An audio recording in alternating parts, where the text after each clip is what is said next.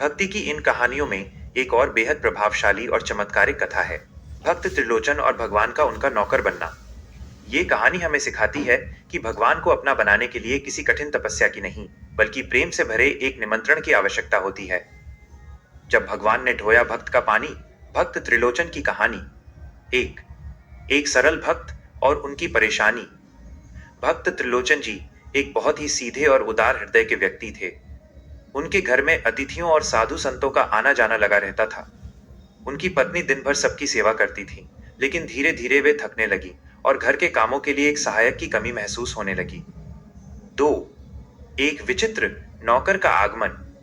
भक्त की पुकार सुनकर भगवान स्वयं एक साधारण युवक का वेश धारण करके उनके द्वार पर आए। उन्होंने अपना नाम अंतर्जामी बताया।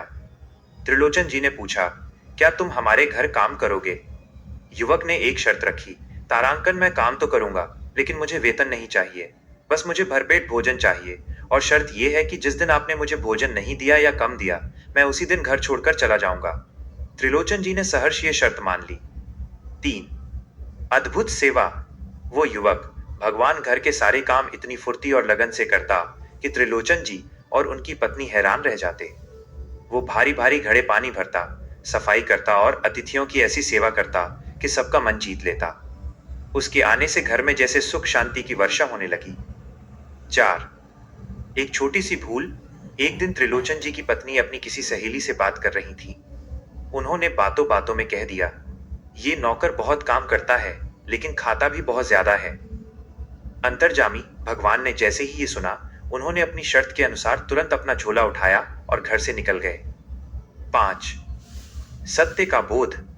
जब त्रिलोचन जी घर लौटे और उन्हें पता चला कि वो युवक चला गया है, तो वे बहुत दुखी हुए।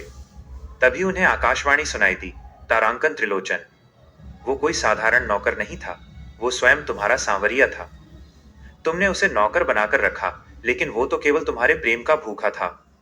त्रिलोचन जी और उनकी पत्नी फूट फूट कर रोने लगे कि साक्षात ईश्वर उनके घर का पानी भरते रहे और वे उन्हें पहचान न सके। इस कहानी का सार। नरसिंह मेहता और कूबा कुम्हार की तरह ये कथा भी हमें याद दिलाती है कि भगवान के लिए कोई काम छोटा नहीं है।